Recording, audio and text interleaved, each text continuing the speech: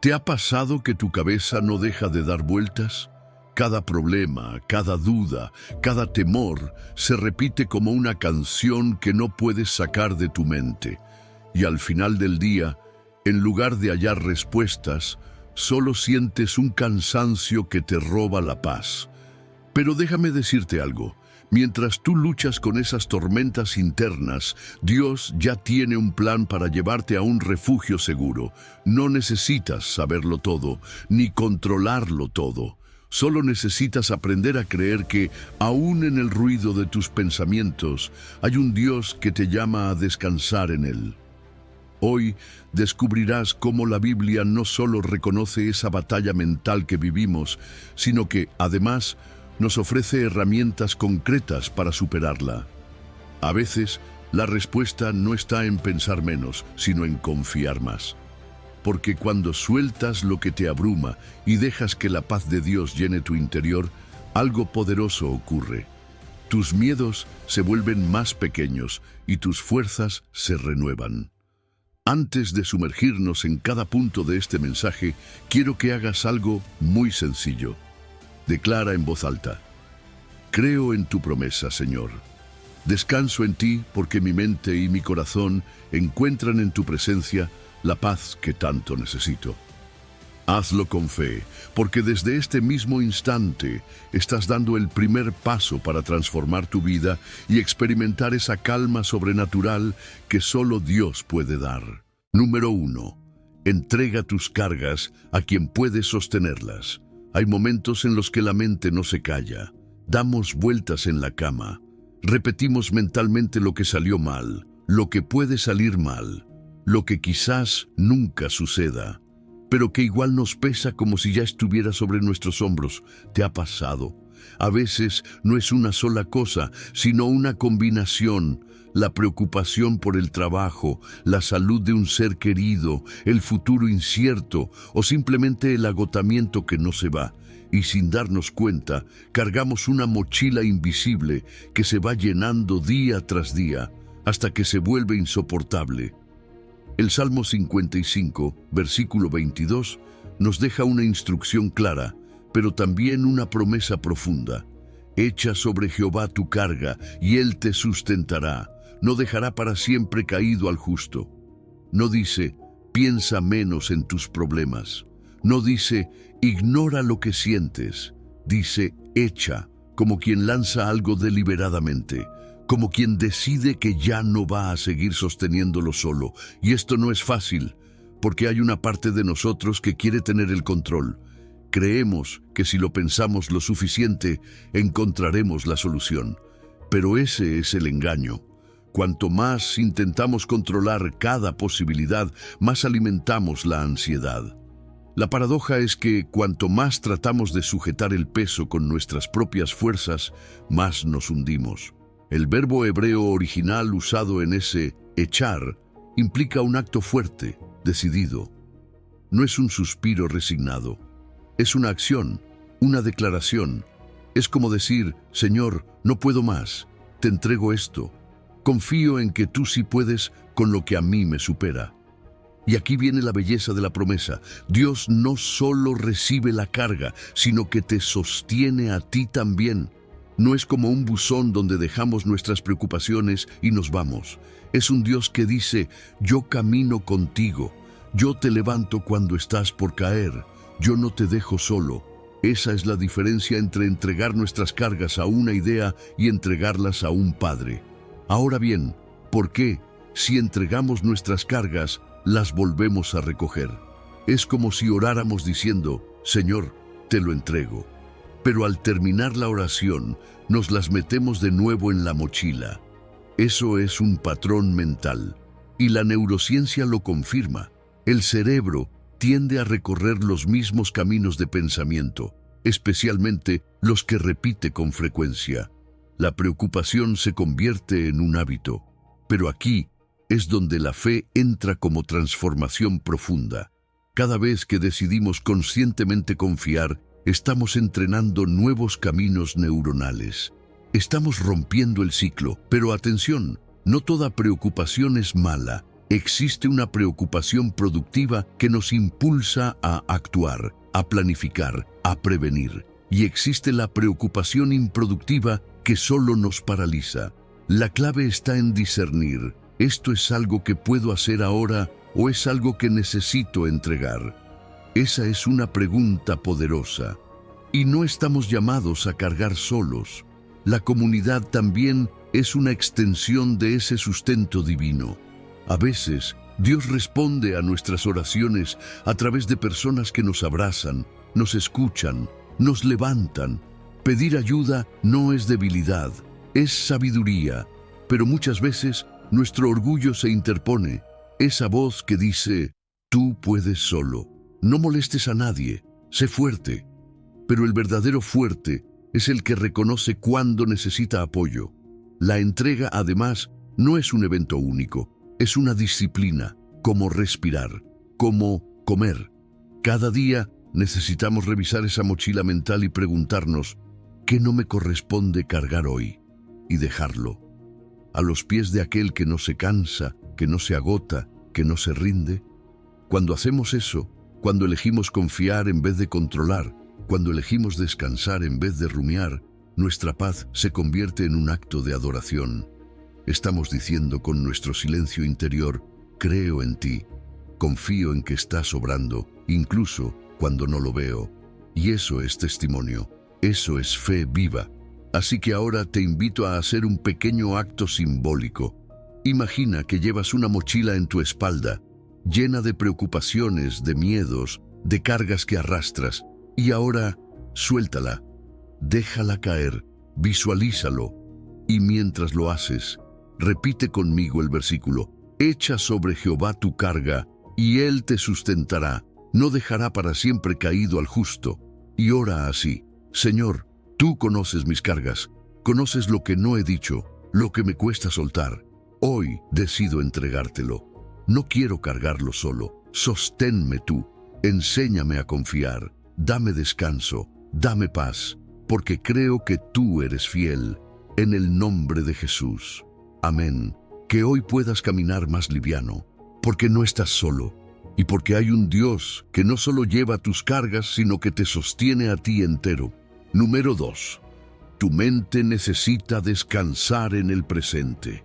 ¿Alguna vez has sentido que tu mente está en 1000 lugares, menos aquí? Te levantas y ya estás pensando en lo que puede salir mal mañana, en los pagos del mes que viene, en el diagnóstico que aún no llega, en esa conversación que aún no ha pasado. Y mientras el cuerpo está presente, tu alma, tu atención, tu paz, están en el futuro. El versículo en Mateo capítulo 6, versículo 34, nos habla directamente a esta experiencia tan humana. Así que no se preocupen por el mañana, porque el mañana traerá sus propias preocupaciones. Los problemas del día de hoy son suficientes por hoy. Jesús no está siendo indiferente a nuestras cargas, todo lo contrario. Él está mirando con compasión la angustia de una mente que se cansa más por lo que imagina que por lo que enfrenta. Hay un costo invisible cuando vivimos así, un desgaste constante que no se ve en el rostro, pero que se siente en el alma, porque preocuparse por el mañana no solo no resuelve nada, sino que nos quita la energía que sí necesitamos para manejar el hoy. Y aquí aparece una de las verdades más hermosas del reino. Dios no nos da la gracia para toda la semana por adelantado. Él distribuye su provisión día a día. Pan para hoy, paz para hoy, fuerzas para hoy. No se trata de negligencia espiritual, es que el diseño divino fue hecho para confiarnos al presente. Cada día trae lo que necesitamos, aunque a veces no lo reconozcamos de inmediato. El problema es que cuando nuestra mente se divide entre el ahora y el después, entre el problema de hoy y el miedo del mañana, nos volvemos ineficaces. La neurociencia lo ha demostrado. El cerebro humano no puede estar plenamente atento a dos tiempos distintos. O estamos aquí o estamos allá. No se puede vivir el ahora si estamos emocionalmente anclados al futuro. Y en el plano espiritual solo hay un lugar donde podemos encontrarnos con Dios, en el presente, no en nuestros temores del futuro ni en nuestras simulaciones mentales. Él está aquí, hoy, hablándonos ahora. Lo que a veces olvidamos es que este mandato de Jesús, no se preocupen por el mañana, no es una exigencia pesada, es una invitación amorosa. Es como si Dios nos dijera: no lleves un peso que aún no existe. Deja que yo me encargue del futuro. Tú camina conmigo hoy. Es misericordia, no obligación. Es libertad, no presión. Y es cierto, cada día tiene sus propios retos. No necesitamos imaginarnos más. Pero también es verdad que cada día tiene su provisión específica. Si permanecemos presentes, conectados con Dios, conscientes del momento, descubriremos recursos que no se ven cuando estamos distraídos. La ansiedad por el futuro suele venir de un lugar profundo de desconfianza. Pensamos que, si no lo controlamos desde ahora, algo saldrá mal. Pero eso revela algo importante: nuestra fe aún está creciendo. Porque cuando confiamos de verdad, sabemos que Dios estará allí, igual que está hoy. La preocupación es una falsa forma de preparación. No nos hace más sabios ni más eficientes. Nos hace más agotados. Eso no significa que no planifiquemos. Hay preparación saludable, pero es muy distinta de la preocupación tóxica que repite los mismos escenarios una y otra vez. Esa que roba la paz y nos paraliza. Y en medio de todo esto, tenemos herramientas espirituales para anclar nuestra mente. La meditación en la palabra, la oración enfocada, el simple hecho de respirar conscientemente mientras decimos: aquí estoy, Señor, en este momento, tú estás conmigo. Eso es mindfulness bíblico, no como moda, sino como práctica sagrada, un entrenamiento para vivir el ahora. Jesús también nos enseñó sobre el círculo de influencia. ¿Qué puedo hacer hoy? ¿A quién puedo amar hoy? ¿Qué decisión puedo tomar hoy que sí está en mi control? Todo lo demás pertenece al círculo de preocupación, y ese círculo necesita ser entregado. Y quizás lo más hermoso de todo esto es que Jesús no nos llama a un descanso pasivo, nos llama a un descanso activo, uno donde toda nuestra energía mental y emocional está alineada con el hoy, porque ahí es donde podemos actuar, donde podemos amar, donde podemos obedecer, donde podemos cambiar. Número 3. La paz de Dios no depende de tus circunstancias. Imagina a dos personas sentadas en la misma sala de espera. Ambas acaban de recibir la misma noticia, un diagnóstico médico incierto, preocupante, la misma sala, la misma tensión en el aire, el mismo futuro nebuloso. Pero una de ellas está visiblemente alterada. Su respiración es agitada, no puede dejar de moverse. Los pensamientos la están devorando por dentro. La otra, en cambio, está serena. No porque no entienda la gravedad, sino porque algo más fuerte que el miedo habita en su interior. Y hasta los médicos lo notan. Su tranquilidad desconcierta. ¿Cómo es posible que alguien esté en paz cuando nada está bien? Filipenses capítulo 4, versículo 7, nos da la clave. Y la paz de Dios, que sobrepasa todo entendimiento, guardará sus corazones y sus mentes en Cristo Jesús. No es una paz como la que el mundo ofrece. No es esa calma frágil que depende de que todo esté en orden. Esta es una paz que trasciende, que rompe con la lógica, que no se puede explicar, pero se puede sentir, y lo cambia todo. Hay una diferencia fundamental entre la paz circunstancial y la paz sobrenatural. La primera aparece cuando todo está bajo control, cuando las cuentas están pagas, la salud es estable y no hay conflictos a la vista. Pero apenas algo tiembla, se rompe. La segunda, en cambio, es una paz que no depende del entorno, sino de una fuente inagotable, una paz que viene de Dios mismo, que se instala en el alma y se mantiene incluso cuando el viento sopla fuerte, y eso es lo que desconcierta a la mente humana, porque esta paz no es producto del pensamiento positivo, ni de técnicas de respiración, ni siquiera de fortaleza mental. Es incomprensible. No se puede fabricar y no se puede explicar del todo, porque es espiritual. Es un regalo, una manifestación directa del carácter de Dios en nuestra vida. Pero hay algo más en este versículo.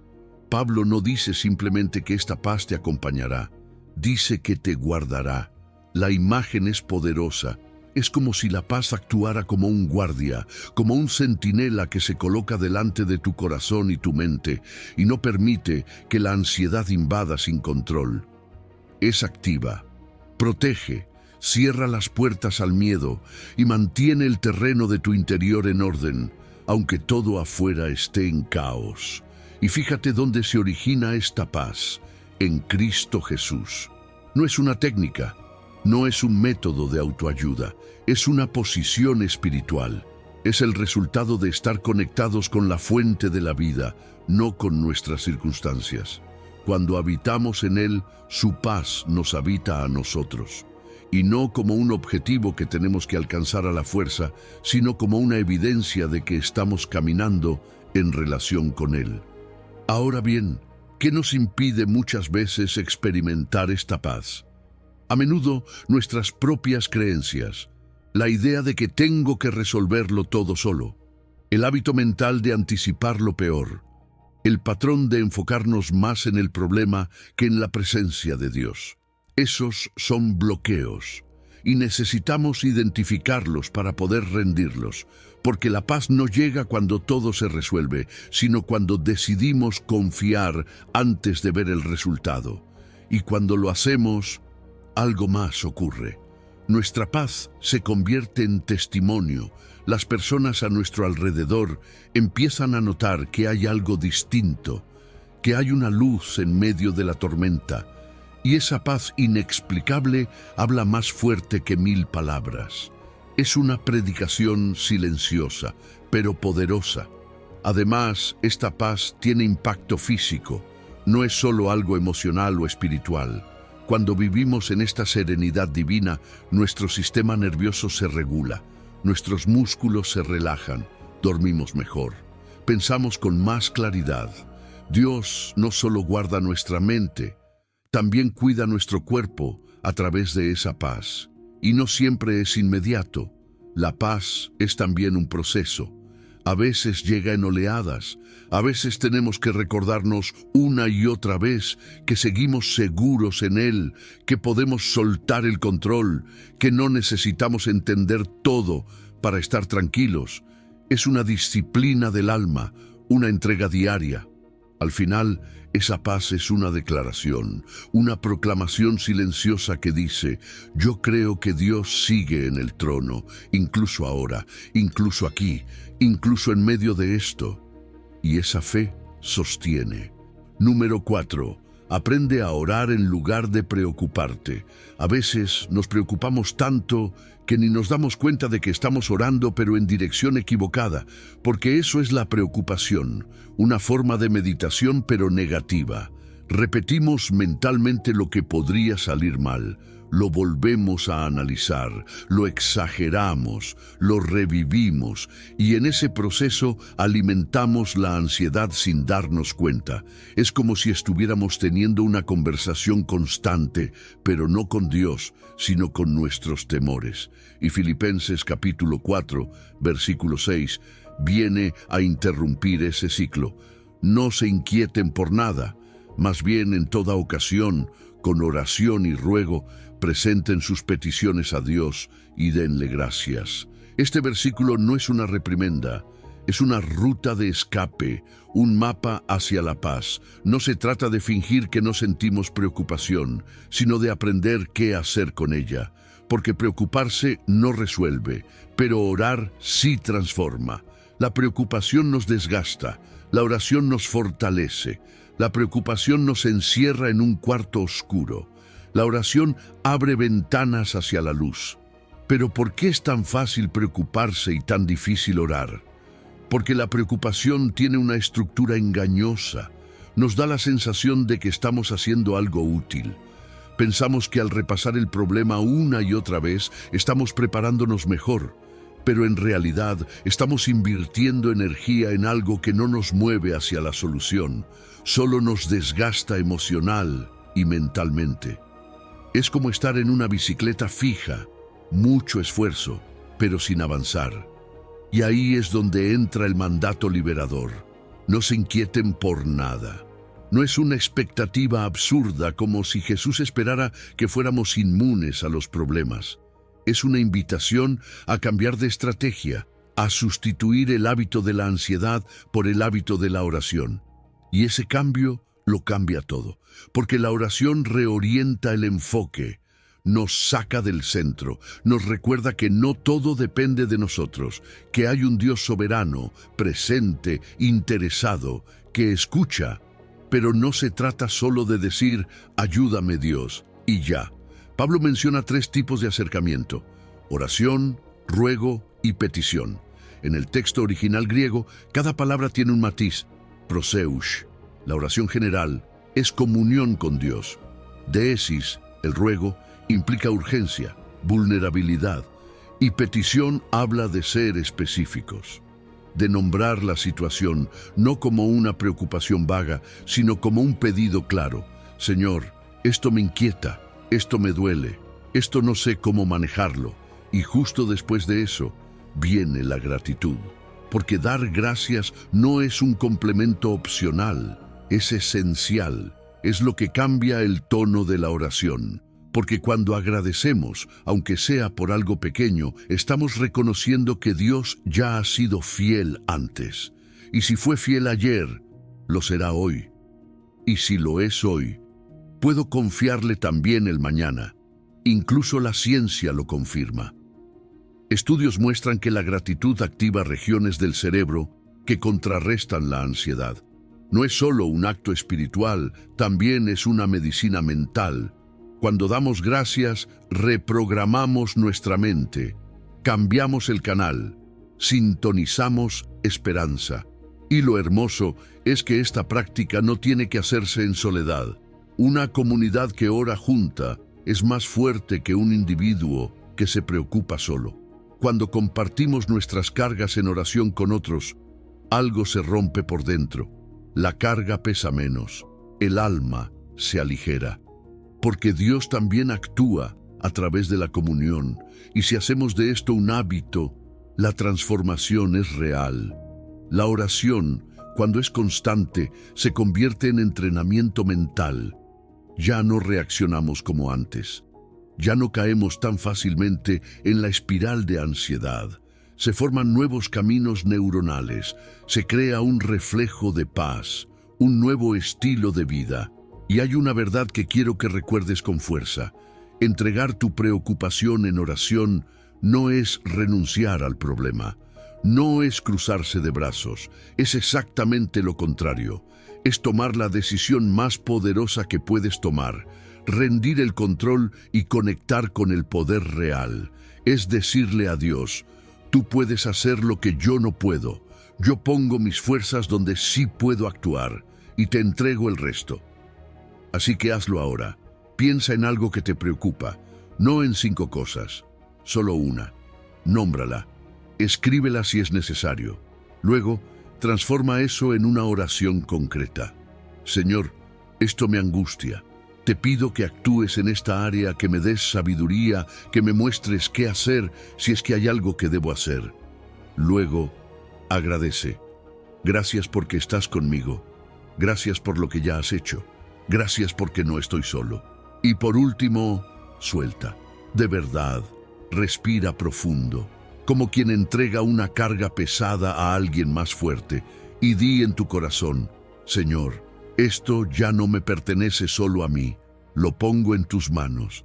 La paz no siempre llega de inmediato, pero llegará, porque cada vez que oramos, en vez de preocuparnos, abrimos la puerta para que el cielo se manifieste aquí, en lo cotidiano, en tu mente, en tu alma, en tu día. Número 5. renuncia al control ilusorio.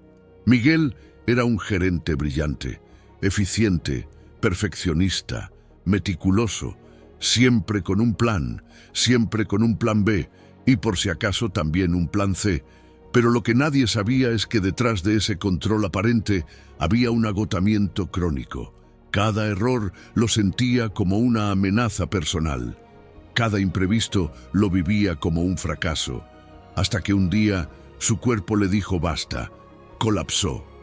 Y en medio de una sala de emergencias, mientras su mente giraba buscando soluciones, no encontró nada que pudiera controlar. Y ahí, por primera vez en años, escuchó: tú guardarás en completa paz a aquel cuyo pensamiento en ti persevera, porque en ti ha confiado. Isaías capítulo 26, versículo 3. Ese versículo no es poesía bonita. Es una promesa concreta, una fórmula espiritual para la salud mental y también un espejo, porque nos confronta con una verdad incómoda. Muchas veces, nuestra ansiedad no viene de lo que pasa, sino de lo que queremos controlar sin poder. El control se disfraza de responsabilidad, de liderazgo, de cuidado, pero no siempre lo es. A veces es miedo. Miedo a que algo se salga del guión. Miedo a que no nos necesiten. Miedo a que algo falle y no sepamos qué hacer. Y cuando ese miedo se vuelve hábito, nace una adicción. La adicción al control, la necesidad de manejarlo todo, preverlo todo, corregirlo todo. Pero esa necesidad no trae paz, solo trae agotamiento, porque lo que tratamos de controlar nos termina controlando a nosotros. Y aquí es donde entra el poder del pensamiento perseverante. El texto hebreo original no habla de pensar en Dios de vez en cuando, habla de una mente apoyada, anclada, fija, como una columna que no se mueve con el viento. No se trata de mencionar a Dios al final del día, se trata de construir una manera de pensar donde Dios es el punto de partida. No un pensamiento ocasional, sino el fundamento de todos los pensamientos. Y eso requiere disciplina. No sucede por accidente. La mente, por naturaleza, se dispersa. Tiende a preocuparse, a saltar de escenario en escenario. Por eso necesitamos entrenarla, volver una y otra vez al punto de confianza, a recordarnos: esto no lo controlo yo, esto lo entrego. Dios está aquí, Él ve lo que yo no veo. Esa repetición transforma, porque cuando fijamos nuestra mente en Dios, algo cambia. Nuestro enfoque cambia. Ya no vemos la vida como un tablero de ajedrez donde todo depende de nuestros movimientos. Empezamos a ver a Dios como el rey que ya ganó la partida. Y entonces la paz llega, no porque todo esté bien, sino porque confiamos en aquel que sí lo está. Y fíjate que el texto no dice que Dios dará paz, dice que guardará en paz. Hay una diferencia enorme. Significa que la paz no es una emoción pasajera, es una protección activa, es Dios mismo vigilando tu interior, como un guardián que se asegura de que el miedo no tome el control, de que la ansiedad no dicte tus decisiones, de que tu corazón esté firme, aunque el entorno cambie. Pero para vivir esto, necesitamos hacer un ejercicio honesto, preguntarnos: ¿qué estoy tratando de controlar que no me corresponde? ¿Qué me está robando la paz porque no quiero soltarlo? A veces son personas, otras veces resultados. A veces es una imagen de perfección que queremos sostener. Y eso se vuelve una carga, una prisión mental. Y es clave entender esto. Soltar el control no es irresponsabilidad, es sabiduría, es saber hasta dónde llega mi responsabilidad y desde dónde comienza la de Dios. Nuestra parte es actuar con diligencia, con excelencia, pero el resultado le pertenece a Él. Confiar tampoco es un sentimiento, es una decisión. A veces no lo sentimos, pero igual podemos decir: Señor, yo elijo confiar. Y esa decisión, repetida día a día, nos devuelve poco a poco a la paz, a la claridad, a la estabilidad que tanto anhelamos, porque cuando soltamos, no perdemos, ganamos libertad y entramos en una paradoja divina. Mientras más renunciamos al control ilusorio, más efectivos nos volvemos, porque dejamos de gastar energía en lo que no podemos cambiar y la usamos donde sí hace diferencia, desde la calma, desde la dirección de Dios, desde un corazón alineado con su voluntad. Número 6. Alimenta tu mente con pensamientos que edifican. Imagina por un momento que tu mente es como un jardín. Cada pensamiento es una semilla. Algunas semillas son sanas, vibrantes, llenas de vida. Otras están contaminadas, cargadas de negatividad, miedo o juicio. Y cada día, sin darnos cuenta, sembramos, a través de lo que vemos, escuchamos, repetimos, compartimos o permitimos que se quede dando vueltas en nuestra cabeza. Lo que consumimos con los ojos y oídos, tarde o temprano, se manifiesta en nuestra alma, y así como nadie esperaría cosechar flores sembrando maleza, tampoco podemos esperar paz si alimentamos la mente con ruido, comparación, toxicidad o desesperanza. En Filipenses capítulo 4, versículo 8, Pablo nos da un filtro clarísimo, un criterio divino para la salud mental. Por último, hermanos, consideren bien todo lo verdadero, todo lo respetable, todo lo justo, todo lo puro, todo lo amable, todo lo digno de admiración, en fin, todo lo que sea excelente o merezca elogio. Este no es solo un consejo, es un llamado urgente, porque lo que dejas que habite tu mente terminará moldeando tu corazón, tus emociones, tus decisiones, tu vida.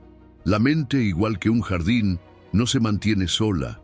Si no la cultivamos activamente, las malas hierbas, la crítica constante, la comparación, el miedo, la culpa, crecen por defecto.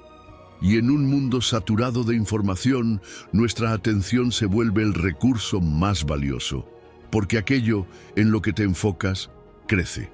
La neurociencia incluso lo respalda. Cada vez que repites un pensamiento, fortaleces un circuito. Lo haces más rápido, más automático, y si no vigilamos, terminamos convirtiendo la ansiedad en hábito, la duda en identidad y el juicio en estilo de vida. Por eso Pablo usa la palabra consideren, que en griego implica un análisis, un cálculo. No es un acto pasivo, es intencional. Es parar y decir, ¿este pensamiento es verdadero? ¿Es justo? ¿Es puro? ¿Es amable? Son 8 filtros, 8 preguntas que transforman la mente, porque si el pensamiento no pasa por ese filtro, ¿para qué dejarlo entrar? Y vale la pena detenerse en cada uno. Lo verdadero nos ancla a la realidad, no a suposiciones catastróficas. Lo respetable eleva nuestra mirada hacia lo noble, lo digno. Lo justo nos conecta con lo correcto, incluso cuando duele. Lo puro limpia nuestras intenciones. Lo amable nos recuerda que hay belleza, aún en lo roto. Lo digno de admiración nos inspira. Lo excelente nos impulsa a dar lo mejor. Y lo que merece elogio nos orienta hacia lo que vale la pena celebrar. Pero si somos honestos, muchas veces lo que ocupa nuestra mente no cumple con ninguno de esos criterios. Noticias que solo siembran temor, redes que alimentan la comparación, conversaciones llenas de queja, heridas que repetimos como si al recordarlas pudieran curarse. Todo eso va dejando una huella. Y con el tiempo, esa dieta mental empieza a afectar nuestra visión, nuestro estado de ánimo, incluso nuestra fe. Y es por eso que necesitamos hacer un inventario. ¿Qué estoy consumiendo cada día? ¿A quién estoy escuchando más? ¿Qué pensamientos estoy dejando que se queden a vivir en mi mente? Porque cada uno de esos elementos tiene poder. No es exagerado, es espiritual, es emocional, es práctico. La buena noticia es que también podemos redirigir, podemos interrumpir un pensamiento negativo y decir, no, esto no edifica, esto no viene de Dios, elijo reemplazarlo. podemos memorizar versículos, escuchar mensajes que nos eleven, meditar en lo bueno, bendecir en lugar de criticar, agradecer en lugar de quejarnos. Y con el tiempo, esos nuevos pensamientos empiezan a echar raíces. Y no solo cambia lo que pensamos, cambia cómo nos sentimos, cambia lo que proyectamos, cambia lo que ofrecemos al mundo. Porque nuestros pensamientos no se quedan encerrados, se filtran en nuestras palabras, en nuestras decisiones, en la forma en que tratamos a los demás. Cuando cultivamos pensamientos saludables, todo florece. Y aquí está la clave teológica. Alimentar la mente con lo bueno es un acto de adoración. No es solo un ejercicio mental, es reconocer que Dios es la fuente de todo lo que es verdadero, justo, puro y amable. Es decirle, Señor, quiero pensar como tú piensas, quiero ver como tú ves, quiero que mis pensamientos reflejen tu corazón. Número 7. El miedo no viene de Dios. Daniel tenía talento, eso lo sabían todos. Era inteligente, creativo, tenía puertas abiertas delante de él, pero no avanzaba. Rechazaba proyectos, posponía decisiones, evitaba desafíos. Decía que era por prudencia, por estrategia, por esperar el momento adecuado. Pero un día su mentor se le acercó y le dijo algo que lo desarmó. Daniel, lo tuyo no es prudencia, es miedo disfrazado. Y fue ahí cuando lo entendió. Su carrera no estaba detenida por falta de oportunidades, sino por el temor constante a fallar. Pero más profundo aún, su fe estaba siendo limitada por una mentira que había aceptado como verdad, que si sentía miedo, entonces debía quedarse quieto, como si el miedo fuera un semáforo rojo espiritual. Pero Dios dice otra cosa. Isaías lo deja muy claro, no temas, porque yo estoy contigo. No te angusties, porque yo soy tu Dios. Te fortaleceré y te ayudaré. Te sostendré con mi diestra victoriosa. Ese versículo no es una sugerencia suave, es una declaración firme, directa, paternal, y lo más importante, es una corrección amorosa al lenguaje del miedo que tantos de nosotros repetimos sin darnos cuenta. Hay que entender algo importante, no todo lo que parece temor es malo.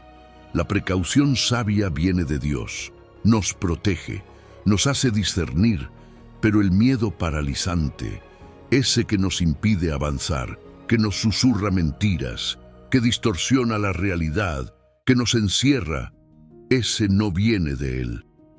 Segunda de Timoteo 1:7 lo deja claro, porque Dios no nos ha dado un espíritu de cobardía. Lo que viene de Dios es poder, amor y dominio propio.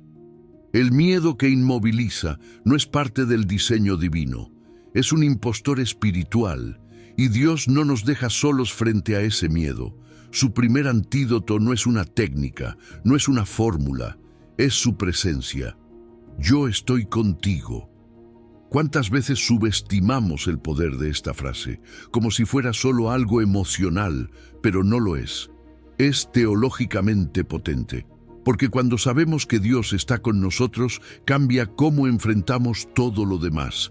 No estamos imaginando soluciones solos, no estamos peleando en nuestras fuerzas. El Creador del universo está presente, caminando a nuestro lado. Eso debería cambiar el volumen de nuestros temores. Luego viene la segunda afirmación, yo soy tu Dios. No dice el Dios, dice tu Dios, personal, cercano, firme. Nuestra comprensión de quién es Dios afecta directamente nuestro nivel de ansiedad. Si lo vemos como lejano, indiferente o impredecible, nuestros miedos crecerán. Pero si lo conocemos como fiel, presente, fuerte, soberano, entonces la ansiedad disminuye. Porque no confiamos en nosotros, confiamos en quien nos sostiene. Y luego vienen 3 promesas activas, prácticas. Te fortaleceré. Eso es para cuando te sientes débil, inseguro, desgastado. Te ayudaré. Eso es para cuando no sabes por dónde empezar, cuando todo parece confuso. Te sostendré. Eso es para cuando ya no puedes más. y necesitas que alguien te cargue por un rato. Dios no se limita a decir no temas. Él te equipa para no temer, te cubre, te asiste, te levanta. Y esa última parte es oro puro. Con mi diestra victoriosa. En la cultura bíblica la diestra es símbolo de poder, autoridad, favor. No es cualquier mano, es la mano de victoria, es la que no pierde batallas, es la que abrió el mar, derrotó gigantes, sanó enfermos y venció a la muerte. Es esa mano la que te sostiene cuando el miedo te quiere hundir. Pero para reconocer al miedo hay que conocer su lenguaje, porque no siempre se presenta como tengo miedo. A veces se camufla con frases como ¿y si no funciona? Nunca he podido. Es muy tarde. No estoy listo. Son pensamientos sembrados por experiencias pasadas, por heridas no sanadas, por creencias heredadas. Pero aunque parezcan lógicos, no son verdad. También solemos disfrazar el miedo de realismo, prudencia, madurez. Y sí, hay decisiones que requieren sabiduría, pero cuando la prudencia se convierte en parálisis, ya no es prudencia. Es temor vestido de justificación, y la salida comienza con pequeños pasos de valentía. Cada vez que eliges avanzar a pesar del miedo, estás construyendo músculo espiritual. Estás diciéndole a tu alma, confío más en Dios que en mi temor. Eso crea un círculo virtuoso, más coraje, más fe, más libertad. Y lo hermoso es que no caminamos solos. La comunidad de fe está para recordarnos quiénes somos, para empujarnos suavemente cuando queremos retroceder, para orar con nosotros cuando la ansiedad grita fuerte.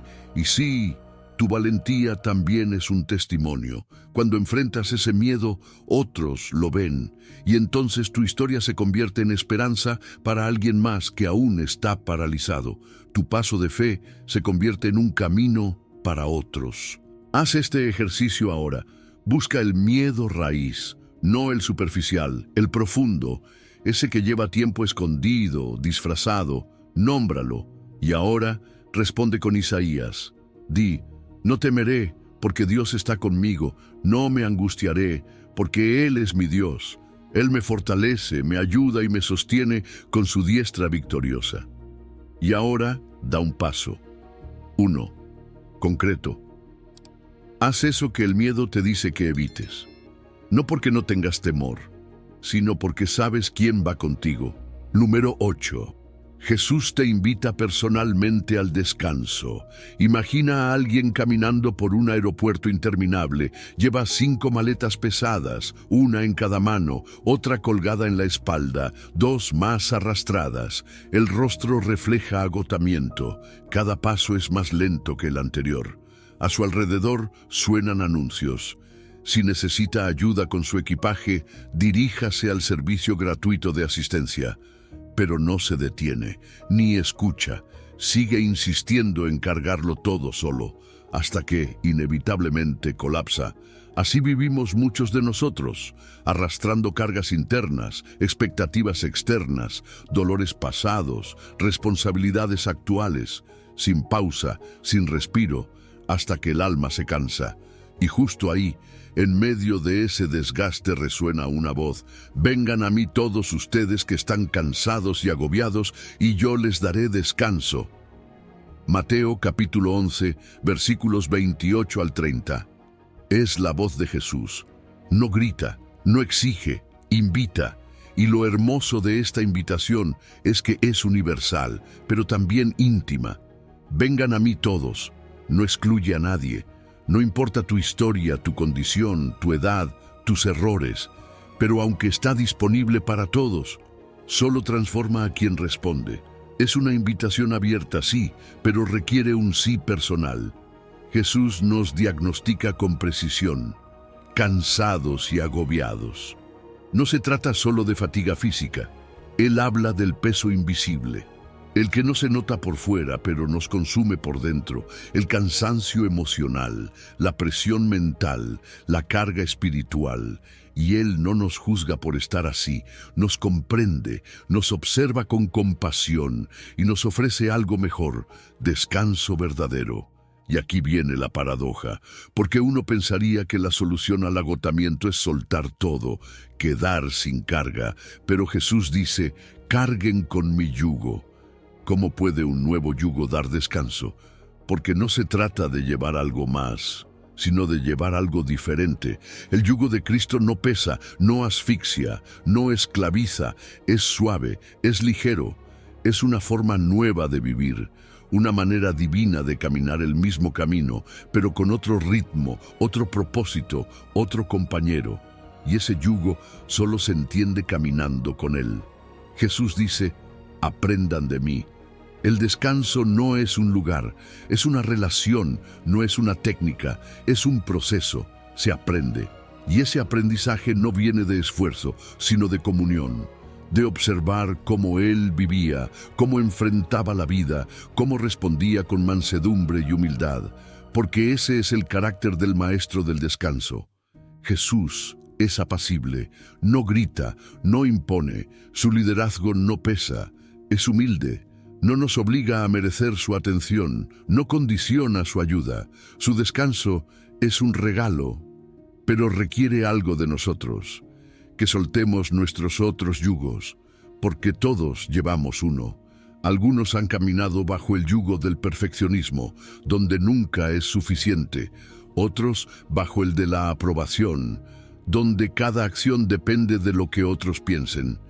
Algunos bajo el yugo del materialismo, otros del miedo, de la autosuficiencia. Todos prometen descanso, pero entregan agotamiento. Jesús nos ofrece descanso para el alma. No solo dormir mejor, no solo menos estrés. Hablamos de descanso profundo, ese que toca las capas internas del ser, que nos permite respirar, incluso en medio del caos, que nos devuelve la capacidad de disfrutar, de confiar, de vivir sin estar en modo supervivencia. Y para vivir esto hay que hacer el intercambio, soltar el yugo pesado, entregar las maletas internas y recibir el de Él, no como algo simbólico solamente, sino real, práctico. Es preguntarte, ¿qué estoy cargando que no me corresponde? ¿Qué puedo entregar hoy a Jesús? Y hacerlo, no una vez, cada día. Pero eso requiere humildad, porque el mayor obstáculo al descanso es el orgullo.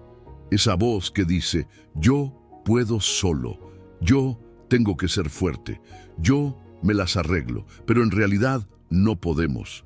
Y Jesús no nos pidió que pudiéramos, nos pidió que fuéramos a Él. Y cuando lo hacemos, ese descanso se convierte en testimonio. Porque en un mundo que corre, que compite, que está siempre agotado, alguien que camina en paz llama la atención. Es una señal visible de un reino invisible, una muestra viva de que hay otra forma de vivir. Y más aún, ese descanso no es una pausa temporal, es una restauración, un retorno a lo que Dios siempre quiso para nosotros. Desde el principio, en la creación, el descanso fue parte del diseño divino, no como un premio por trabajar, sino como un ritmo sagrado. Jesús no solo nos da alivio, nos devuelve el diseño original de una mente y un alma en paz. Te invito ahora a una experiencia simbólica. Cierra los ojos, visualiza tus cargas, nómbralas, siente su peso. Y ahora imagina que las colocas a los pies de Jesús, una por una. Respira y luego extiende las manos y recibe su yugo, ligero, suave, diseñado especialmente para ti. Ora así, Señor Jesús, estoy cansado. Reconozco que he intentado llevar demasiado por mí mismo.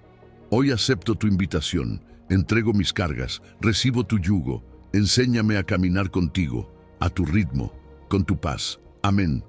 Y recuerda, el descanso no es un evento único, es una relación continua, y ese descanso en Cristo siempre está disponible, hoy y cada día. Número 9.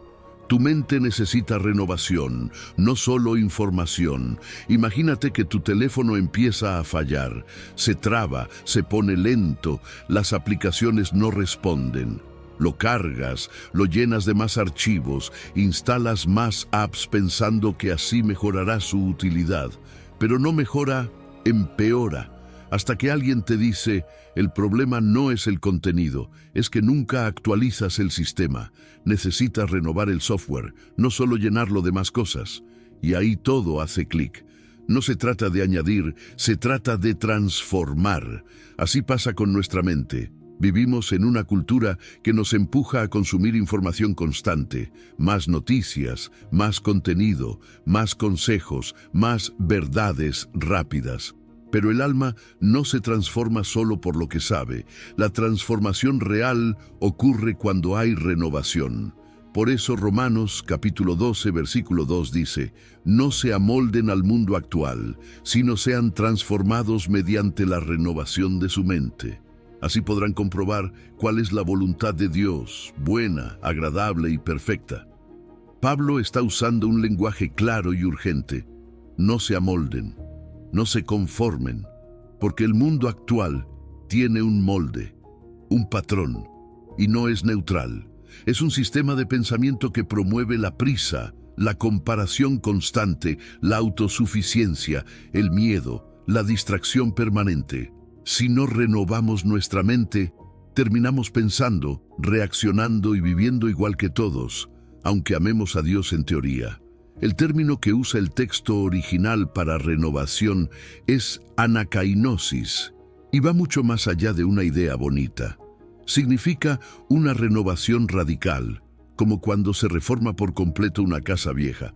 No se trata de pintar encima, es derribar muros internos, reemplazar estructuras, sacar lo que ya no sirve y dejar espacio para lo nuevo. Y este proceso no es automático. La forma verbal usada en sean transformados implica algo progresivo. Es una transformación continua, no un cambio instantáneo. Es como un entrenamiento del alma.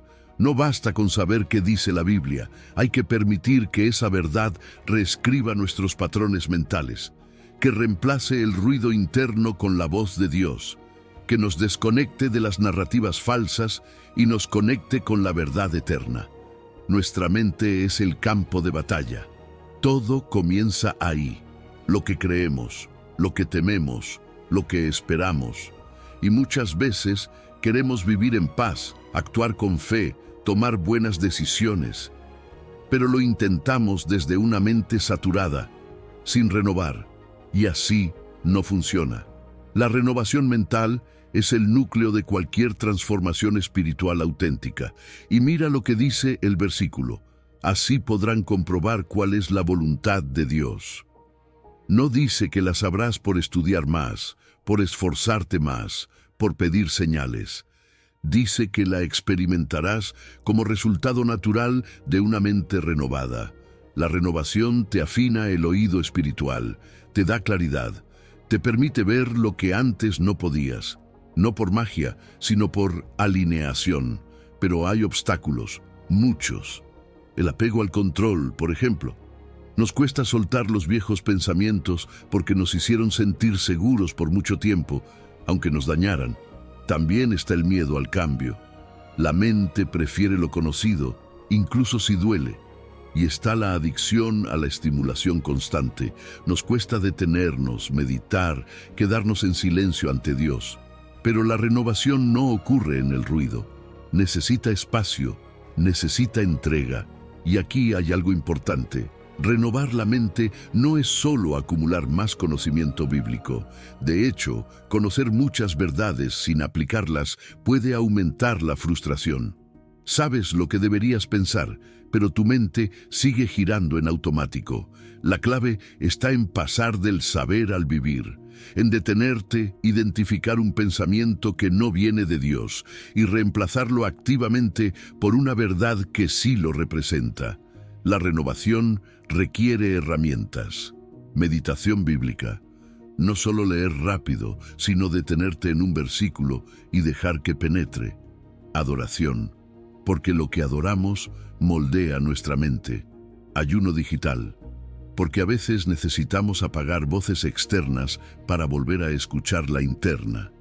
Comunidad espiritual auténtica, porque no renovamos solos, nos necesitamos. Y este proceso, más que convertirnos en alguien nuevo, nos devuelve a quienes realmente fuimos creados para ser. La mente renovada nos acerca a nuestra identidad original, la que el ruido del mundo distorsionó. El enemigo quiere que te conformes, Dios quiere que te transformes, y eso comienza en lo que permites pensar. Haz este ejercicio ahora. Identifica un pensamiento que sabes que no está alineado con la verdad de Dios. Quizá es, no soy suficiente, o todo va a salir mal, o siempre fracaso. Ahora, enfréntalo con una verdad bíblica. Por ejemplo, todo lo puedo en Cristo que me fortalece. O, Dios no me ha dado espíritu de cobardía. Medita en esa verdad.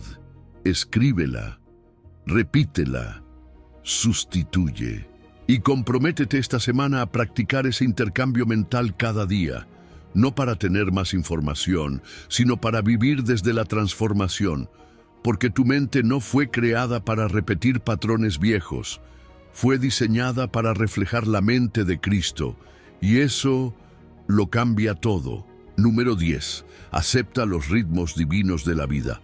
Laura era de esas personas que parecían poder con todo. Tenía un trabajo exigente, 2 hijos pequeños, un matrimonio que intentaba cuidar, padres mayores que atender, amigas que esperaban su presencia y una lista de tareas interminable. Pero detrás de su sonrisa funcional había algo que no estaba bien. Vivía cansada, mentalmente drenada, frustrada, porque aunque daba todo, sentía que nada lo hacía bien del todo. Se exigía ser excelente en cada rol, todo el tiempo. Pero su cuerpo, un día, dijo basta. Un colapso de salud la obligó a detenerse. Y en medio de ese quiebre, redescubrió algo que transformó su forma de vivir. Todo tiene su momento oportuno. Hay un tiempo para todo lo que se hace bajo el cielo. Eclesiastés, capítulo 3. Este pasaje no es solo poesía antigua, es sabiduría viva. Nos recuerda que la vida no está diseñada para ocurrir toda al mismo tiempo, que Dios, en su infinita sabiduría, organizó la existencia en ritmos, en ciclos, en estaciones, y que pretender vivir todas al mismo tiempo es una de las causas más comunes de nuestro agotamiento interior. Aceptar que hay un tiempo para todo no es resignación, es libertad, es reconocer que no tengo que ser todo para todos, todo el tiempo, que no necesito florecer en cada área a la vez, que puedo estar en tiempo de plantar en un aspecto de mi vida y en tiempo de cosechar en otro, que hay tiempo para llorar y tiempo para reír, para trabajar intensamente y para guardar silencio. Cuando luchamos contra el ritmo divino, nos agotamos. Cuando lo abrazamos, encontramos descanso. Y lo más bello de este pasaje es cómo presenta pares de opuestos: nacer y morir, plantar y arrancar, construir y destruir, buscar y dejar de buscar. Son expresiones del flujo natural de la vida. No hay contradicción, hay armonía. La vida no es lineal, es cíclica. Y resistir estos ciclos es lo que nos desgasta. No es el trabajo en sí, sino el intentar florecer en invierno, forzarnos a producir frutos cuando Dios nos está llamando a descansar las raíces. Para vivir en paz necesitamos discernimiento. Preguntarnos, ¿en qué temporada estoy? ¿Dios me está llamando a construir o a esperar? ¿Es tiempo de avanzar o de pausar? Porque si no entendemos la estación en la que estamos, nuestras expectativas se vuelven tiranas. Queremos cosechar donde recién sembramos. Queremos movernos cuando Dios nos está llamando a quedarnos. Y eso, inevitablemente, nos frustra. Cada estación tiene su propósito, incluso las que parecen improductivas. A veces, Dios nos lleva a un tiempo de aparente silencio para trabajar profundamente en nuestro carácter. A veces nos saca de la visibilidad para restaurarnos internamente, y otras veces nos empuja a movernos cuando ya nos habíamos acomodado. La clave está en confiar que Él sabe lo que hace, que cada ritmo que Él marca tiene intención. Parte del problema está en lo que yo llamo la presión del siempre, siempre productivos, siempre disponibles, siempre excelentes, siempre presentes. Pero no fuimos creados para el siempre, ni siquiera Dios trabajó siempre. En la creación, después de 6 días, descansó. El descanso no fue una necesidad, fue un modelo, un patrón divino para toda la existencia. Incluso la tierra necesita tiempos de barbecho para volver a dar fruto. ¿Y nosotros? También. Y no se trata de encontrar el balance perfecto, ese ideal inalcanzable que solo genera culpa, sino de vivir en armonía con la temporada actual. El equilibrio sugiere que todo debe pesar igual, que todo debe estar parejo. La armonía entiende que hay tiempos fuertes y tiempos suaves, como una sinfonía, y que cada instrumento entra en su momento, no todos a la vez. También hay señales que indican que Dios está moviéndonos de una estación a otra. A veces es una incomodidad interna, o un cierre inesperado, o una nueva oportunidad que aparece justo cuando pensábamos que no era momento. El problema es que muchas veces queremos que la estación nueva se parezca a la anterior, pero no es así. Cada una tiene su propio color, su propio ritmo, su propia gracia, y todo esto requiere paciencia, porque los ritmos de Dios no se apuran, se abrazan. Él no trabaja en piloto automático, trabaja con propósito, a veces lento para nosotros, pero siempre perfecto. Aprender a esperar el momento oportuno es parte de la madurez espiritual. Te invito ahora a hacer algo. Detente un momento, respira y pregúntate con honestidad: ¿en qué temporada estoy? ¿Estoy sembrando o cosechando? ¿Estoy en expansión o en recogimiento? ¿Estoy luchando contra la estación o aceptándola con fe? Y ora así: Señor, muéstrame en qué tiempo de mi vida me encuentro. Dame sabiduría para discernirlo y humildad para aceptarlo. Ayúdame a dejar de resistirme y empezar a fluir contigo. Hoy decido caminar a tu ritmo, no al del mundo ni al de mi propia exigencia. Amén. Y haz un compromiso. Ajusta tus expectativas a la temporada en la que estás. No vivas con el calendario de otro. Vive en el ritmo de Dios, porque cuando te alineas con su tiempo, la paz vuelve, la fuerza regresa y todo encuentra su lugar. Número 11. En tu debilidad, su fortaleza se manifiesta. Lucía era una mujer brillante, una de esas personas que parecían tenerlo todo bajo control: excelencia profesional, capacidad de liderazgo, mente rápida, palabra firme. Se había forjado una reputación a base de rendimiento, resiliencia y perfección, orgullosa de nunca mostrar debilidad, incluso en los momentos más intensos. Hasta que un día, durante una presentación clave, frente a un auditorio lleno, su cuerpo y su mente dijeron basta. Le faltó el aire, su visión se nubló, las manos le temblaban. Una crisis de ansiedad en público, inesperada, humillante para ella, y a la vez necesaria, porque fue el comienzo de algo más profundo, el punto de quiebre que la llevó a descubrir que no se trataba de sostenerlo todo, sino de ser sostenida. Te basta con mi gracia, pues mi poder se perfecciona en la debilidad. Estas palabras de Dios a Pablo en 2 de Corintios 12:9 no fueron un consuelo cualquiera, fueron una declaración de verdad eterna. En un mundo que idolatra la autosuficiencia, Dios nos ofrece una paradoja divina.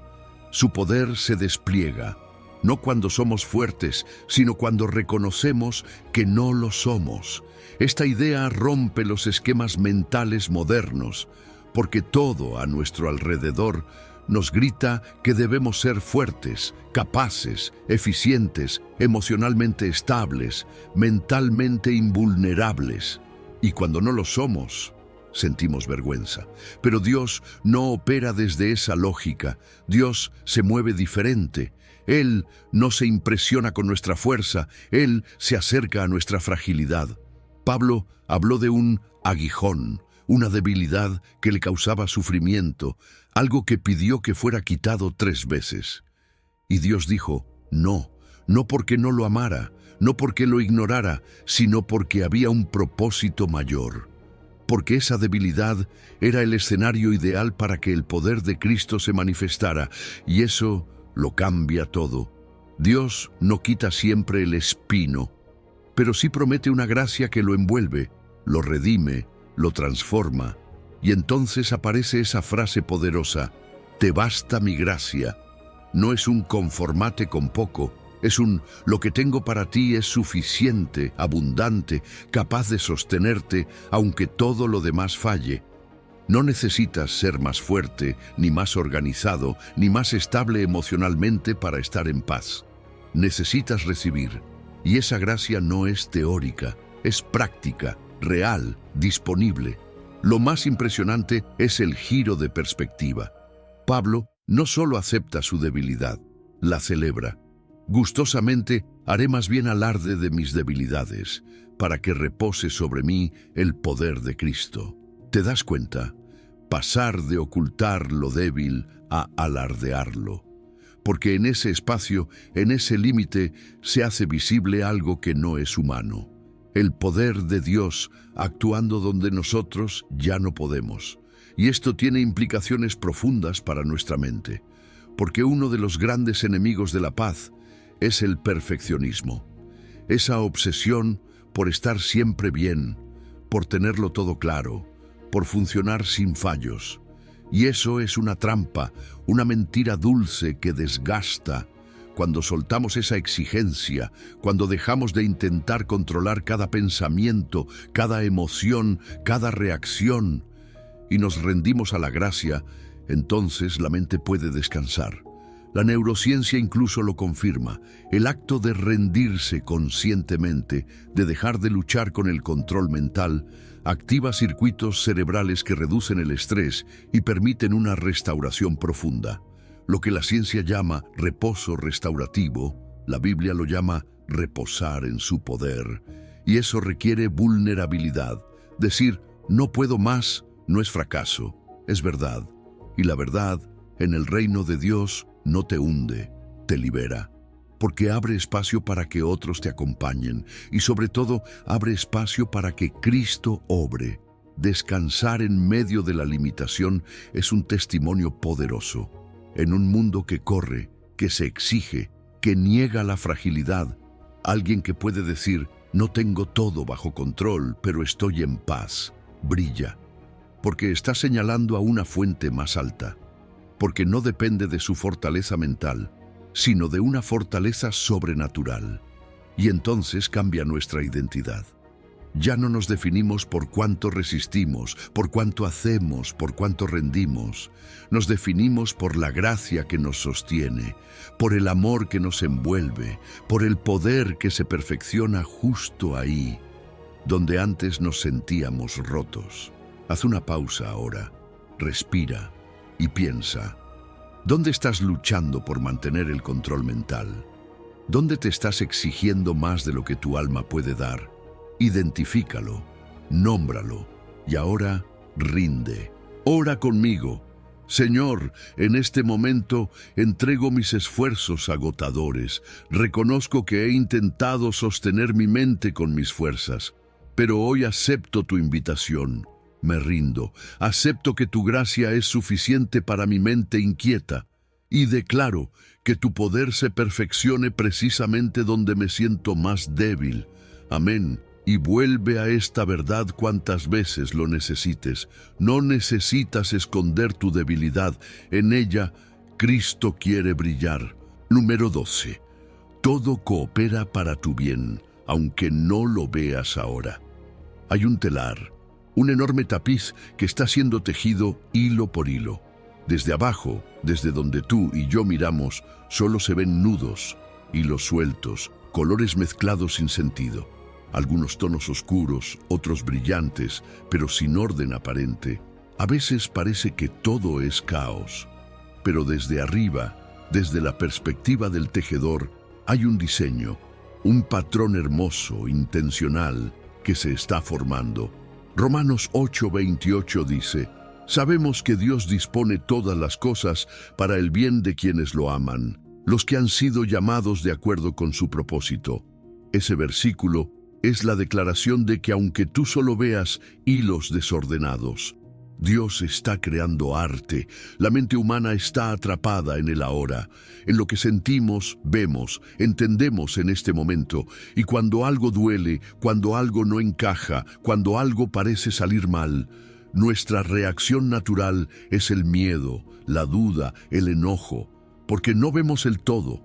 No entendemos por qué algo que parece tan injusto o tan innecesario podría tener un propósito. Pero este versículo comienza con una certeza. Sabemos. No dice esperamos, ni deseamos, ni suponemos. Dice sabemos. Pablo no está especulando, está afirmando. Porque esta verdad no se basa en lo que entendemos ahora, sino en quién es Dios, en su carácter fiel, en su promesa activa, en su soberanía amorosa. Y luego viene el alcance. Todas las cosas, no algunas. No solo las buenas, no solo las que entendemos, todas. Lo que te dolió, lo que perdiste, lo que no se resolvió, lo que fue injusto, lo que no salió como oraste. Eso también, porque Dios no desperdicia nada. Él no solo permite, Él coopera, integra cada parte, redime lo que el enemigo quiso usar para destruirte, usa hasta el dolor como herramienta para formar a Cristo en ti. Pero aquí hay algo clave. El bien del que habla este versículo no siempre se ve como éxito, comodidad o respuesta inmediata. El versículo no dice para que les vaya bien, según nuestros términos. Dice para el bien. Y ese bien tiene una definición eterna. Justo después, Pablo explica que ese bien es que seamos conformados a la imagen de Cristo. Ese es el propósito. No simplemente que estemos bien, sino que lleguemos a ser quienes fuimos creados para ser. Dios no está improvisando con tu vida. Él no está tratando de arreglar tus errores a último minuto. Él está orquestando. Incluso en medio de lo que parece desorden, hay un plan que se sigue cumpliendo. Incluso en la adversidad, hay cooperación divina. Él no es un espectador pasivo, es un artesano activo. Cada punto de quiebre, cada aparente pérdida, cada silencio, puede ser una pincelada en el lienzo de una historia redentora. Pero cuando desconectamos los momentos difíciles de un propósito más grande, nuestra mente entra en lo que los psicólogos llaman catastrofización. Imaginamos lo peor. Nuestra ansiedad se dispara, porque creemos que si no entendemos el sentido ahora, entonces no hay ninguno. Caemos en miopía espiritual. Evaluamos todo por cómo se siente ahora, no por lo que puede producir mañana. Y así nos perdemos el poder de la esperanza. Necesitamos reaprender a leer nuestra historia, a mirar el pasado con ojos redimidos, porque si prestas atención, seguro ya hay momentos en los que puedes decir, no entendía por qué pasó eso, pero hoy veo que produjo algo bueno en mí. Crecí, cambié, sané, encontré algo que de otro modo no habría encontrado. Y si eso ocurrió antes, ¿por qué no volvería a ocurrir ahora? Claro, esta promesa no es mágica, es condicional. Para los que lo aman, no se trata de que todo le salga bien a cualquiera. Se trata de aquellos que han decidido amar a Dios, confiar en Él, caminar según su propósito. Es en ese contexto donde todo coopera. No porque nosotros seamos perfectos, sino porque Dios lo es. Y en medio del proceso, esta verdad actúa como un ancla para la mente. Nos permite soltar la necesidad de entender todo ahora. Nos da paz en lo incompleto. Nos recuerda que el capítulo que hoy no tiene sentido puede ser el prólogo de un milagro, y quizás el diseño completo solo lo veamos en la eternidad. Pero eso no significa que no esté ocurriendo ahora. Haz este ejercicio. Piensa en un evento de tu pasado que fue difícil, uno que te dejó marcado, confundido, y ahora pregúntate, ¿pudo salir algo bueno de eso? ¿Hubo algún fruto, algún cambio, alguna revelación? Si lo hubo, reconoce, Dios, veo cómo eso cooperó para bien, y ahora mira tu presente, lo que hoy no entiendes, lo que hoy te duele, y declara, si pudiste transformar aquello, también puedes transformar esto. Aunque aún no vea el diseño, confío en que estás trabajando. Y repite conmigo, Señor, en este momento confieso que no entiendo todo lo que estás haciendo, pero confío en ti. Sé que todas las cosas, aun las que hoy me duelen, están cooperando para mi bien, porque te amo y fui llamado conforme a tu propósito. Amén. Dios no ha terminado tu historia, y todo, absolutamente todo, está en sus manos. Número 13. La fe te da estabilidad en la tormenta.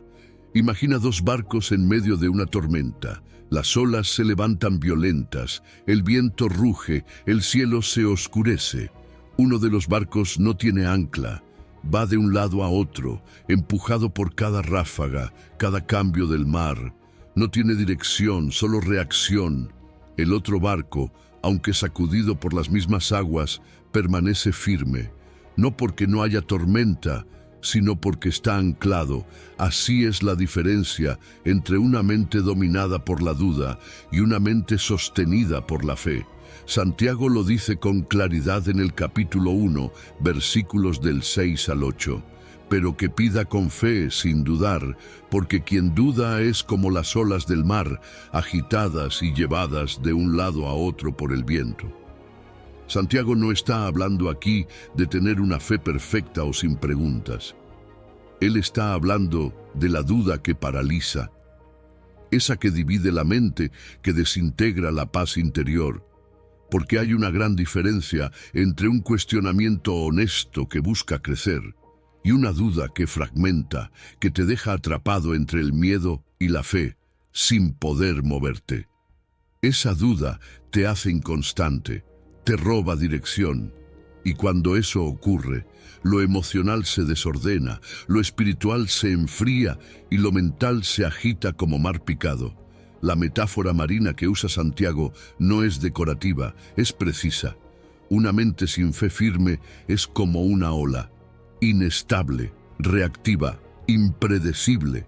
Y si lo piensas bien, cuando nuestra fe flaquea, nos volvemos eso, fácilmente arrastrables por opiniones, por emociones, por noticias, por miedos. Hoy creemos, mañana dudamos. Hoy oramos con esperanza, mañana nos paraliza la ansiedad. Es agotador, es como vivir sin dirección. Pero hay algo más profundo en el texto. Cuando Santiago habla del hombre de doble ánimo, usa el término griego dipsikos, que literalmente significa de doble alma o de mente dividida. Es como si dentro de una misma persona coexistieran dos voluntades, una que cree y otra que no. Y ese conflicto interno constante genera un tipo de agotamiento que no se resuelve con descanso físico. Es mental, es espiritual. Es como querer avanzar y frenar al mismo tiempo. Y aquí viene una revelación importante. La fe no es simplemente una emoción que sentimos cuando todo va bien. La fe es una decisión, un acto voluntario de confianza. Podemos elegir la fe incluso cuando nuestras emociones no acompañan. No necesitamos sentir seguridad total para anclar nuestra mente en Dios. Necesitamos decidir creer en quien ya ha demostrado ser fiel, pero también necesitamos ser conscientes de lo que erosiona nuestra fe, porque hay voces, entornos, hábitos que actúan como viento en contra, personas negativas que solo alimentan el miedo, noticias que magnifican el caos, pensamientos automáticos que vienen de heridas pasadas. Todo eso, si no se filtra, debilita nuestra confianza. Por eso, proteger la mente no es opcional, es vital. Y es aquí donde entra otro concepto clave, el ciclo pensamiento-emoción-comportamiento. Lo que pensamos genera emociones, lo que sentimos guía nuestras acciones. Pero si colocamos la fe al inicio del ciclo, si pensamos desde lo que Dios ha dicho y no desde lo que vemos, entonces nuestras emociones se estabilizan y nuestras decisiones se alinean con la verdad. La fe no niega el dolor, pero le da contexto, y no estamos solos en esta lucha. La fe se fortalece en comunidad. Cuando dudamos, necesitamos rodearnos de quienes creen, de hermanos que nos recuerdan lo que Dios ha hecho, que oran con nosotros, que nos levantan cuando flaqueamos. La duda crece en aislamiento, la fe florece en comunión. Y ojo, fe no es certeza absoluta. La fe bíblica no requiere tener todas las respuestas, requiere confiar en aquel que las tiene. Es decir, Dios, no entiendo todo, pero confío en ti. No veo aún la salida, pero sé que tú no fallas. Esa fe ya es un ancla. Y esa ancla no solo estabiliza tu alma, también tiene un impacto físico. Estudios recientes muestran que las personas que confían profundamente en un poder superior activan regiones cerebrales que reducen el estrés, mejoran la concentración y fortalecen la resiliencia emocional.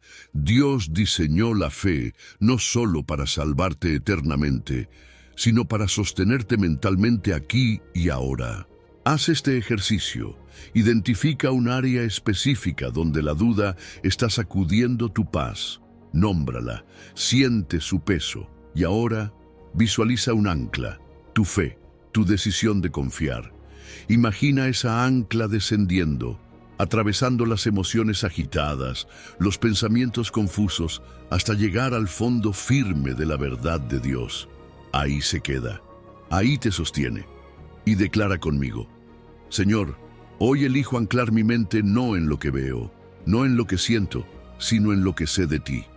Tú eres fiel, tú eres mi roca. Aunque vengan tormentas, aunque el viento ruja, yo no seré arrastrado, porque mi fe está firme, porque mi alma tiene ancla. Amén. Y cada vez que sientas que las olas vuelven a sacudirte, vuelve a esta imagen. No eres la ola, eres el barco anclado, y mientras tu fe esté puesta en Cristo, ninguna tormenta podrá hundirte. Número 14. Transforma tu conocimiento en acción.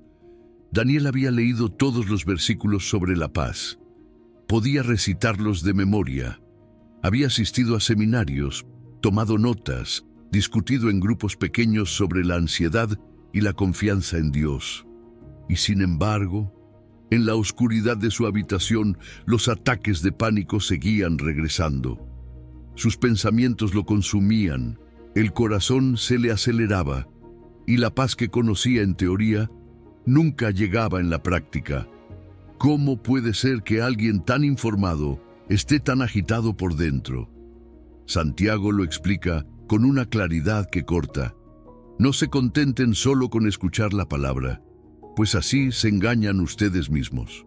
Llévenla a la práctica. El autoengaño del conocimiento sin acción es sutil pero profundo. Creemos que por saber ya estamos avanzando, que por tener la información correcta, la transformación debería ocurrir automáticamente. Pero no es así. La verdad no transforma hasta que se aplica. De hecho, cuanto más sabemos y menos hacemos, más crece nuestra frustración, porque sentimos que deberíamos estar mejor, pero no lo estamos, no porque la palabra falle, sino porque no la usamos. Santiago usa una imagen tan cotidiana como poderosa, un espejo. Dice que escuchar la palabra sin practicarla es como mirarse en el espejo y luego olvidarse enseguida de cómo uno es. La Biblia es ese espejo. No nos muestra solo teorías, nos muestra a nosotros. Refleja nuestro estado real, nuestras heridas, nuestras reacciones, nuestras distorsiones. Pero ese reflejo no sirve de nada si, al verlo, no actuamos. Si no cambiamos lo que notamos que está desalineado. Ver sin hacer es ignorar, es autoengañarse. Pero el texto no se queda en la corrección. también hay promesa. Santiago habla de la ley perfecta que da libertad. ¡Qué paradoja hermosa! Porque muchos ven los mandamientos de Dios como restricciones, como cargas, pero en realidad son caminos de liberación.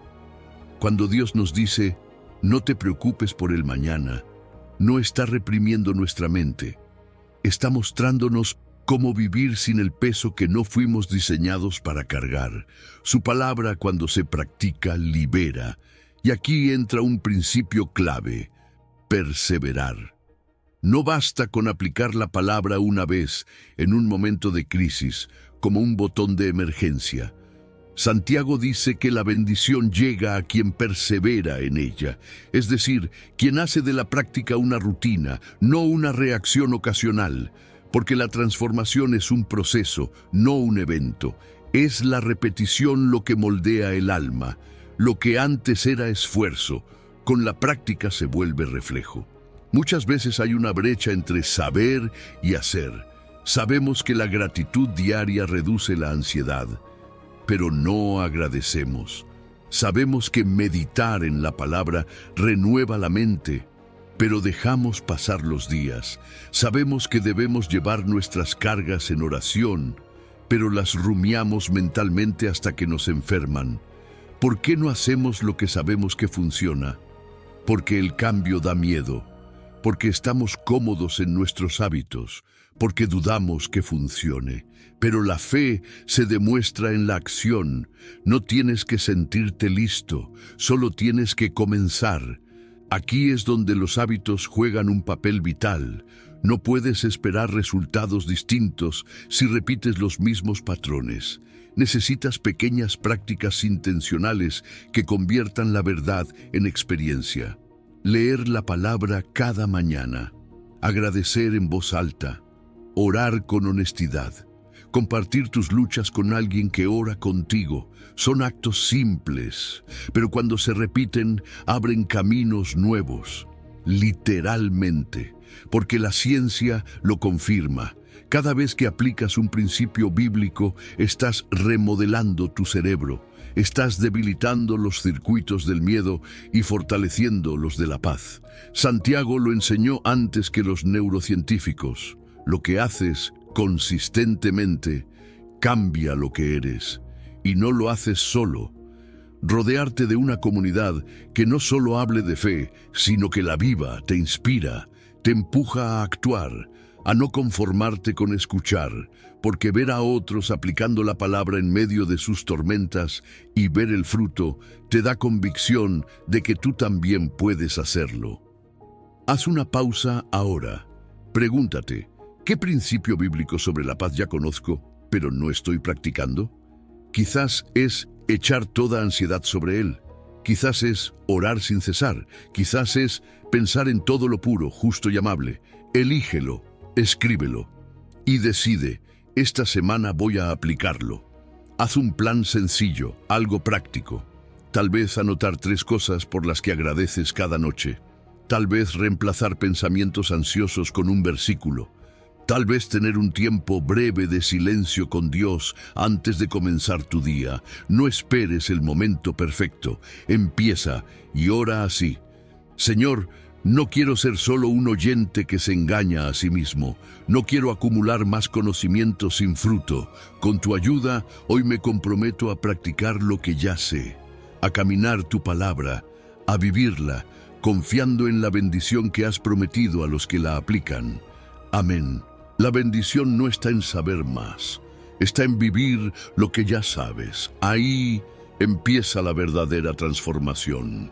Número 15. Dios pelea tus batallas mentales. Imagina al pueblo de Israel. Están atrapados entre el ejército más poderoso del mundo y un mar que no deja paso. El sonido de los carros de guerra retumba cada vez más cerca. El polvo del desierto se mezcla con el grito del miedo. No hay escapatoria visible. Y justo en medio de ese caos, Moisés dice algo que a cualquier mente lógica le habría parecido insensato. El Señor peleará por ustedes. Ustedes quédense tranquilos. ¿Cómo? ¿Tranquilos? ¿Ahora? ¿Con la muerte pisándoles los talones? Este es el contexto en el que esa promesa fue pronunciada. No en una tarde soleada y sin presión, no cuando todo estaba bajo control, sino en un momento de crisis total. Y eso importa, porque nos recuerda que no hay batalla mental que estemos librando que quede fuera del alcance de esta promesa. Ataques de ansiedad, pensamientos obsesivos, confusión constante, culpa que no se va. En medio de todo eso, esta palabra sigue vigente. Dios peleará por ti. El verbo que se traduce como peleará en hebreo implica iniciativa. No es que tú comienzas la batalla y Dios la termina. No es un esfuerzo compartido.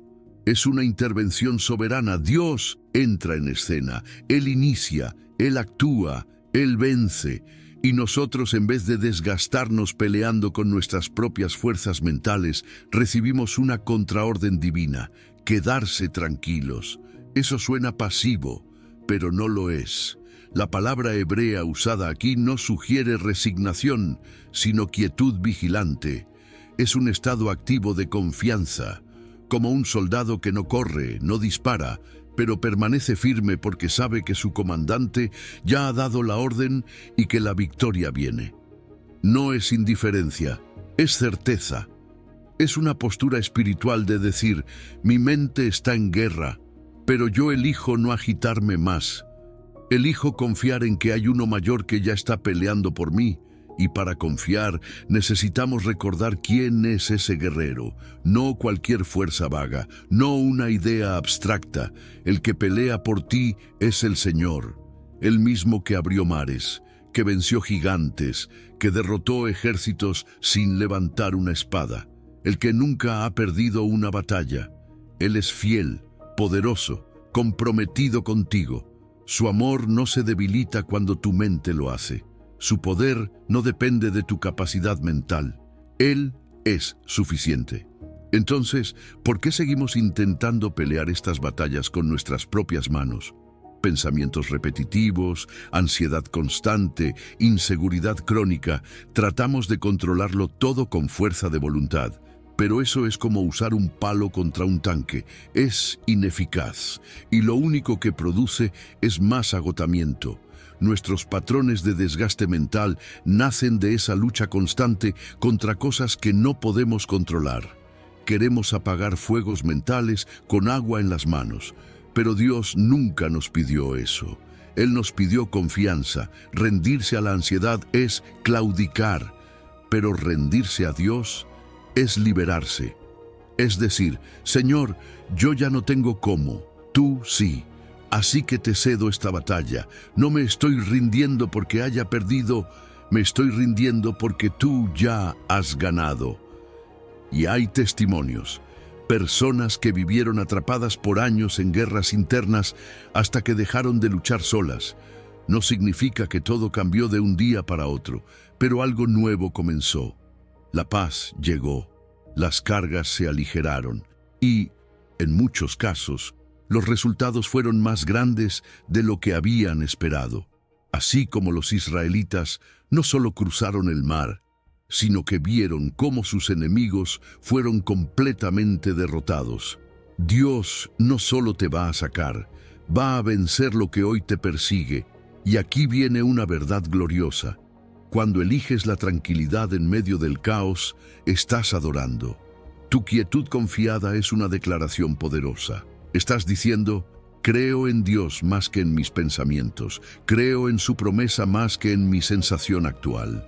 Y eso lo honra, porque estás declarando que Él es suficiente. Haz esto ahora. Piensa en una batalla mental específica que has estado peleando con tus propias fuerzas. Nómbrala. Ahora visualiza que dejas caer tus armas, que das un paso atrás y que delante de ti avanza el Dios guerrero. Él no necesita tu ayuda, solo tu confianza. Y ora así: Señor, en esta batalla contra Nómbrala, yo elijo la tranquilidad. No porque no importe, sino porque ya no depende de mí. Tú peleas por mí, con estrategias y poder que superan lo que entiendo. Yo me quedo firme, espero, y veré tu salvación. Amén, el mar puede estar delante, el enemigo puede estar detrás. Pero si Dios está contigo en medio, tú ya estás del lado de la victoria.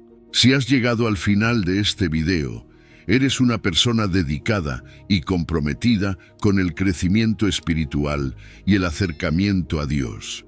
El hecho de que hayas llegado hasta el final demuestra tu determinación para absorber conocimiento y aplicarlo en tu vida. Sigue buscando sabiduría y trabajando para fortalecer tu fe y tu relación con Dios. Recuerda que el aprendizaje y el acercamiento a Dios son un viaje continuo y gratificante. Mis videos ayudan a las personas de cualquier edad a acercarse a Dios, redescubriendo enseñanzas olvidadas y profundizando en la palabra divina. Comenta, estoy más cerca de Dios, para hacernos saber que llegaste hasta aquí y que estás en este camino de fe con nosotros.